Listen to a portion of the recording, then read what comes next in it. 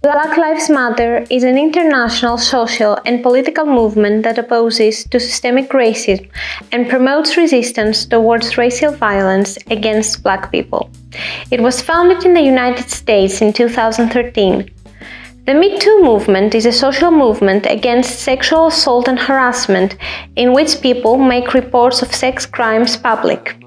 In 2006, Metoo was first used this way on social media. Imagine how precious is a person's testimony after going through not only racial discrimination but also sexual harassment. So, despite the fact that it was published more than 50 years ago, Maya Angelou's 1969 autobiography, I Know Why the Caged Bird Sings, is still a meaningful memoir about a woman who speaks up, defying the lurking dangers.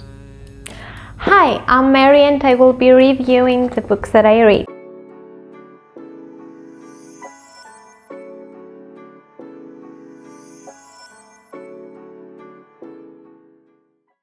So this week's book is an autobiographical novel by Maya Angelou, I Know Why the Caged Bird Sings.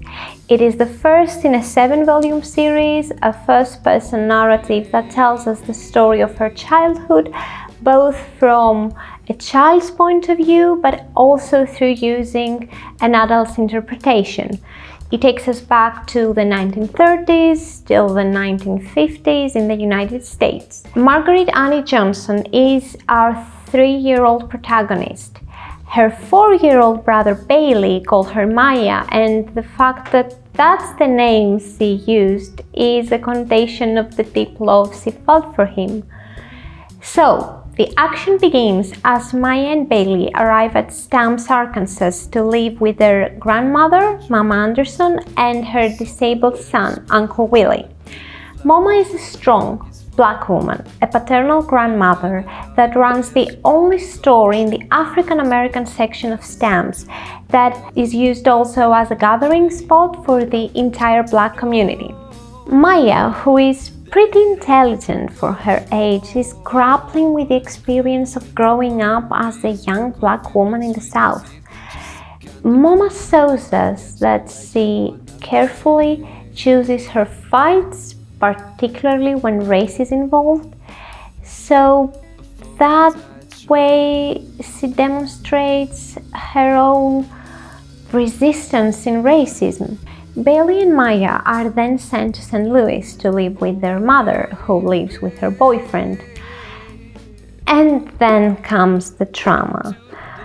Although it is briefly mentioned in the text, the sexual assault that Maya went through as an 8-year-old child overwhelms the novel.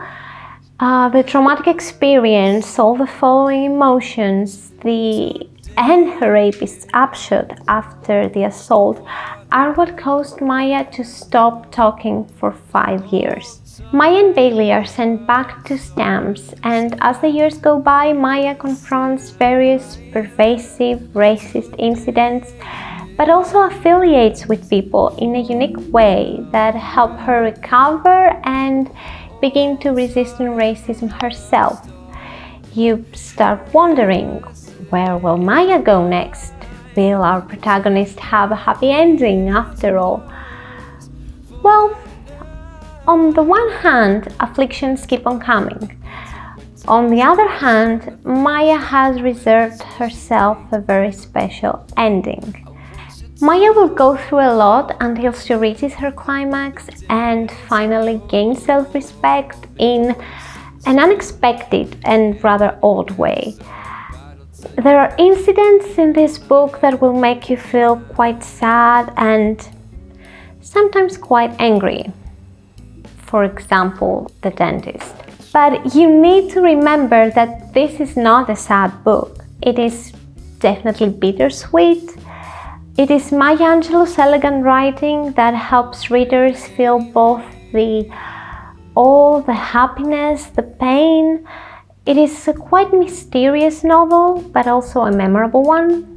It is Maya, who struggles with feelings of abandonment, faces a man molesting her at such a young age, and endures many traumas due to racism and poverty, But it's also Maya who strengthens her opinion of herself and begins to gain trust in herself.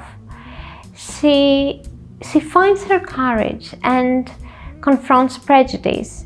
She speaks up. She publishes this book in 1969, despite a culture of silence. In my opinion, this is a great book.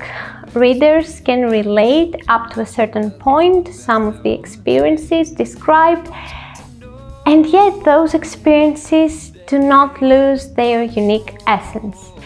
The book is broken up in chapters, and each chapter is a unique short story of her life. That's great because the reader can get a glimpse on so many different experiences that she went through. It also helps us gain perspective on numerous different aspects of life. In the end, we see how passion for life, power of literature, trusting yourself and never giving up helped a caged bird finally regain its voice and sing for its freedom. I would be so happy if you could leave me a comment with book suggestions, and also if you have already read this book, leave a comment, let me know what you think.